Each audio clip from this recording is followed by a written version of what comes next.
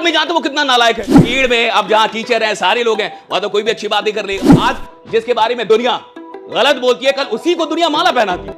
हार्दिक को ही देख लो। मुझे लगता है कि 2-4 साल बाद, 10 साल बाद न्यूज आएगी कि एक इंसान पाया गया जो लगातार 4 घंटे पढ़ रहा है। ये देखिए, एक इंसान मिल चुका है। हाँ, आप कौन थे इससे मतलब नहीं है, अभी आप क्या है इससे मतलब है।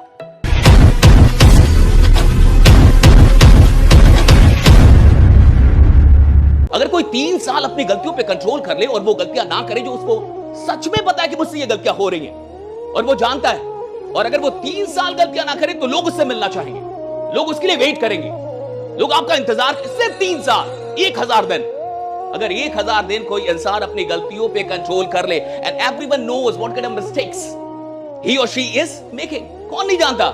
हर आदमी जानता वो कितना नालायक है। हर आदमी जानता है कि वो करता क्या है, एग्जैक्टली क्या करता है। देखिए, 2 चीजें हैं। आप भीड़ में जो करते हैं और भीड़ में जो आप है, उससे आपका इमेज बनता है। आप भीड़ में जो कुछ भी करते हैं उससे आपका इमेज बनता है, और आप एकांत में जो कुछ भी करते हैं उससे आपका चरित्र बनता है। इमेज इंपॉर्टेंट नहीं है, चरित्र इंपॉर्टेंट है। आप अकेले में क्या कर रहे हैं और exactly you doing in solitude.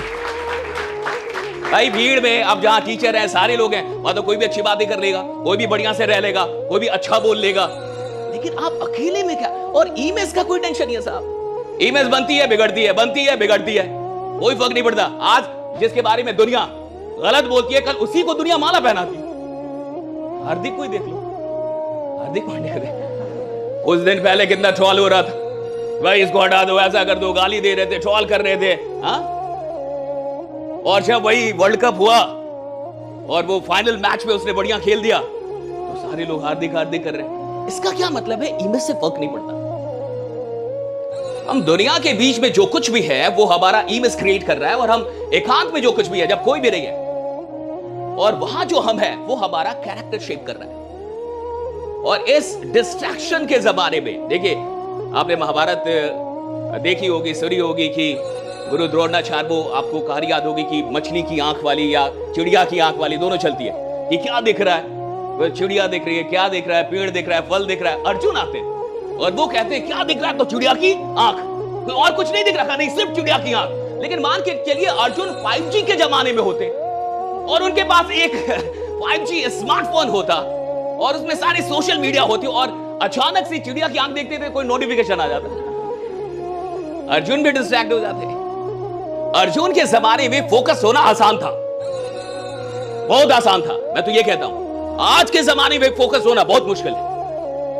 Fitness के लिए लोग क्या नहीं करते, इंटेंस वर्कआउट, क्रेजी डाइट्स, और फिर छोड़ देते हैं। पर फिटनेस का सबसे आसान तरीका है वॉकिंग।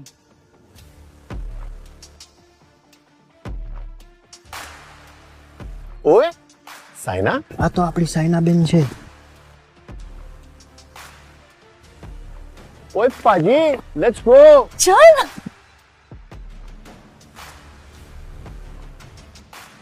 मचा, आई एम वॉकिंग। অভিযান মানে আমরা সবার আগে।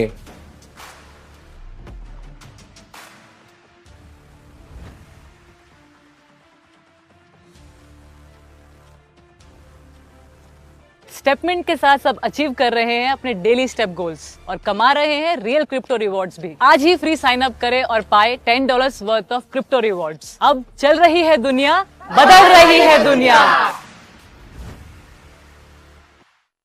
अब आप दिल्ली यूनिवर्सिटी से, मुझे नहीं पता कि आप किस तरीके से पढ़ाई करते हैं, लेकिन जहां तक मैं और दुनिया को जानता हूं कि 2 घंटे किताब वाले लोग कम मिल रहे हैं, कि जो 2 घंटे लगातार किताब पढ़ ले, 2 घंटे लगातार किताब पढ़ ले, ऐसे लोग कम मिल रहे हैं। मुझे लगता है कि 2-4 साल बाद, 10 साल बाद न्यूज आएगी कि एक इंसान पाया गया जो लगातार 4 घंटे पढ़ रहा है।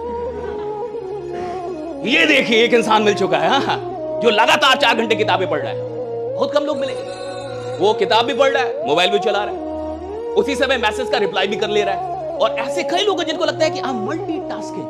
No, you are a fool, not multitasking भाई। हाँ, एक वक्त में जो 10 काम कर रहे हैं उनका फोकस ही नहीं है किसी एक काम पे। मुझे लगता है कि इंसान को टाइम भी बर्बाद करने का टाइम बनाना चाहिए कि मैं अब टाइम बर्बाद करूंगा 1 घंटे, और तब करना चाहिए, और अच्छे से बर्बाद करना चाहिए, और उस समय फिर कुछ और नहीं करना चाहिए। When you are so much clear about the utilization of your time, you start growing in your life. कि मुझे कब क्या करना है। और देखिए, एक बड़ी महाभारत की हम लोग बात कर रहे हैं, कर्ण, कर्ण के बारे में तो सब जानते हैं, बहुत बड़ा योद्धा और सेनापति था। कहां का? जो महाभारत युद्ध हो रहा है उसमें दो लोग हैं, एक पांडव और दूसरे कौरव। तो कौरवों का सेनापति था। 17वां दिन युद्ध चल रहा था, बहुत से सुनिएगा। 17th day of the war, युद्ध चल रहा है और कर्ण और अर्जुन के बीच में घमासान युद्ध हो रहा है। और कर्ण का एक सारथी था। वो कौन था? मद्र राज्य का राजा शल्य। तो शल्य थे और वो राजा थे और नकुल सहदेव के मामा भी थे। तो चूंकि वो राजा थे तो वो सारथी नहीं बनना चाहते थे सूतपुत कर्ण के, वो चाहते नहीं थे मैं इसका सारथी बनूं।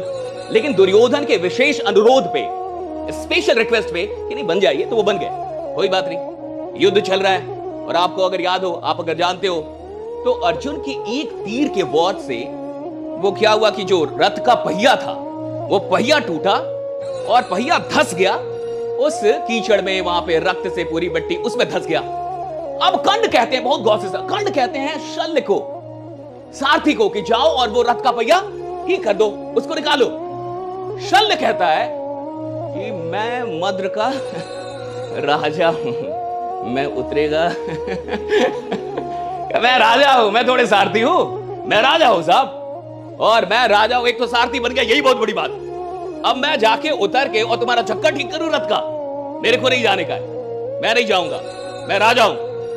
और इसके चलते कर्ण को उतरना पड़ता है और रथ के पहिए को ठीक करना पड़ता है उसको कीचड़ से, और वहां पे कर्ण निहत्थे होते हैं और जिसके चलते कर्ण की मौत होती है। अगर शल्य उतर जाते, अगर शल्य रथ का पहिया ठीक कर लेते तो यह मौत ना होती, क्योंकि जब तक कर्ण के पास तीर धनुष, तब तक तो आपको कर्ण को मारना बहुत ही मुश्किल काम था। लेकिन कर्ण मरे क्यों? क्योंकि शल्य ने कहा कि अब मैं नहीं जाऊंगा, मैं तुम्हारा सारथी, मैं राजा। अब समझिए, इसको कहते हैं loss of identity, identity crisis. आप कौन थे इससे मतलब नहीं है, अभी आप क्या है इससे मतलब है। आप राजा होंगे, आप राजा थे, लेकिन इस वक्त पे, इस क्षण पे आप कौन है।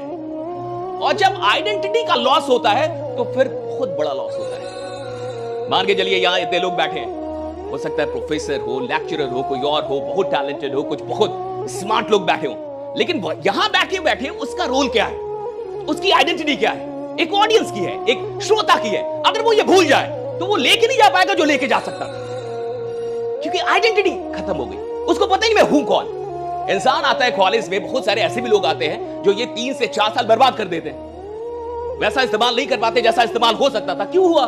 क्योंकि उसको पता ही नहीं मैं हूं कौन, व्हाट इज माय आइडेंटिटी, और मैं क्यों हूं यहां पे, व्हाट इज माय आइडेंटिटी। इसको क्राइसिस ऑफ आइडेंटिटी कहते हैं, और ये भारत में नहीं, ये दुनिया में बहुत जोर शोर से है।